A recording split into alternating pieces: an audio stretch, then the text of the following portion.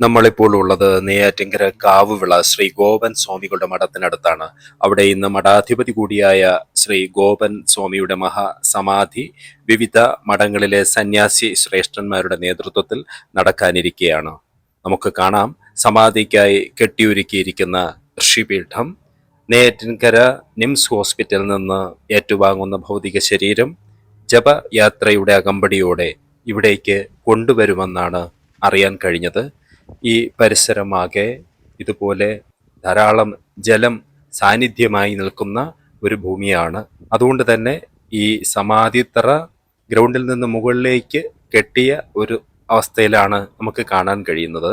അതിന് ശിലാഫലകമായി ഋഷിപീഠം എന്ന് എഴുതിയിട്ടുമുണ്ട്.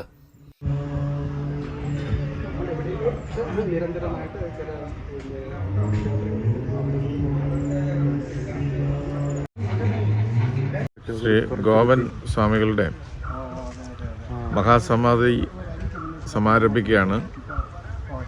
അതിൻ്റെ ഭാഗമായിട്ടുള്ള ഘോഷയാത്ര കൃത്യം 2 മണിക്ക് തന്നെ ആരംഭിക്കും. അതിനുശേഷം 3 മണിക്ക് ഈ സമാധി സ്ഥലത്തേക്ക് ചടങ്ങുകൾ പരിപൂർണമായിട്ടും നമ്മൾ തുടങ്ങുന്ന രീതിയിലാണ് പ്ലാൻ ചെയ്തിട്ടുള്ളത്. എല്ലാ ഒരുക്കങ്ങളും ക്രമീകരിച്ചിട്ടുണ്ട്. ചെങ്കൽ മഹേശ്വരാനന്ദ സരസ്വതി സ്വാമികളാണ് ഈ ചടങ്ങുകൾക്ക് നേതൃത്വം നൽകുകയും അതിൻ്റെ പൂജാകർമ്മങ്ങളും മറ്റും ചെയ്യുന്നത്. ഭക്തജനങ്ങൾ വളരെയധികം ആൾക്കാർ ഇവിടെ വന്നിട്ടുണ്ട്. അവരുടെ നേതൃത്വത്തിൽ ഘോഷയാത്രയായിട്ടാണ് സമാധി നടക്കുന്നത്. ഓക്കെ സാർ, നമ്മൾ എത്ര മണിക്കാണ് നിംസിൽ നിന്ന് ഇങ്ങോട്ട്? നിംസ് നിന്നല്ല, 2 മണിക്കാണ് ഘോഷയാത്ര ആരംഭിക്കുന്നത്. ഓക്കെ, 3 മണിയോട് കൂടി ഇവിടെ എത്തിച്ചേരും. 3 മണിക്ക് മുമ്പ് തന്നെ എത്തിച്ചേരുമെന്നാണ് പ്രതീക്ഷിക്കുന്നത്. നമ്മുടെ ഒരു ടൈം 3 to 4 ആണല്ലേ? 3 to 4 ആണ്. അതിൻ്റെ മുഹൂർത്ത സമയം എന്ന് പറയുന്നത് 3 മണി മുതൽ 4 മണി വരെയാണ്. ഓക്കെ, നമ്മുടെ ഇന്ന് നടന്ന നമ്മുടെ ഈ സമാധിയുമായിട്ട് ബന്ധപ്പെട്ട് നമ്മൾ അറിയിച്ചിരിക്കുന്ന ഒരു സന്യാസ സമൂഹമുണ്ടല്ലോ, അവർ എവിടെ നിന്നൊക്കെ വരുന്ന ആൾക്കാരാണ്? തിരുവനന്തപുരം ജില്ലയ്ക്കകത്ത് ഉള്ള വിവിധ മഠങ്ങളിലുള്ള സന്യാസി ശ്രേഷ്ഠന്മാരാണ് ഇവിടെ എത്താൻ വേണ്ടി പോകുന്നത്. ഓക്കെ ഓക്കെ, വളരെ തികച്ചും ദൈവികമായ ഒരു കാര്യമാണ് ഇന്നിവിടെ നടക്കുന്നത്. നമ്മുടെ സനന്ദൻ നമ്മളോടൊപ്പം ഉണ്ട്. അദ്ദേഹം നമ്മളോട് സംസാരിക്കും. നമ്മുടെ സാറ് എല്ലാം പറഞ്ഞായിരുന്നു, അതുപോലെ തന്നെ എനിക്ക്. ഇന്നലെയാണ് മെഡിക്കൽ കോളേജ് മോർച്ചറിയിൽ നിന്ന് ഭൗതിക ശരീരത്തെ സൂക്ഷിക്കാനായി നിംസിലേക്ക് കൊണ്ടുവന്നത്. ആറാലുമൂട് ജംഗ്ഷനിൽ ഭൗതിക ശരീരം വഹിച്ചുകൊണ്ട് വരുന്നതിലേക്കായി പ്രത്യേകമായി തയ്യാറാക്കിയ അലങ്കരിച്ച വാഹനം കിടക്കുന്നത് നമുക്ക് കാണാം.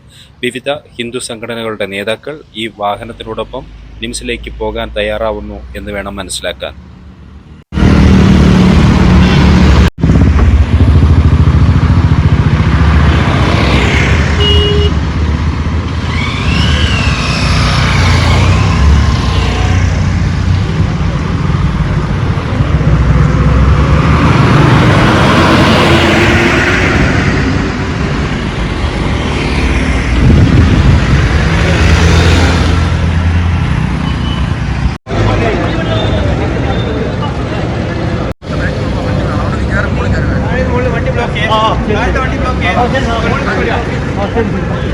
ഈ വണ്ടി ഇല്ല, ഇപ്പൊ ഈ വണ്ടി വന്നില്ല, ഇതിന്റെ ബാക്കിൽ തന്നെ വേണം.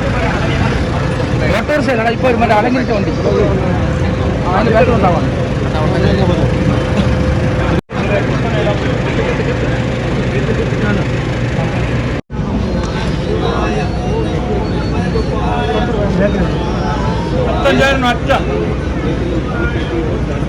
കുറച്ചുകൂടെ ബാക്കിൽ ഞാൻ അവിടെ ഇരിക്കട്ടെ.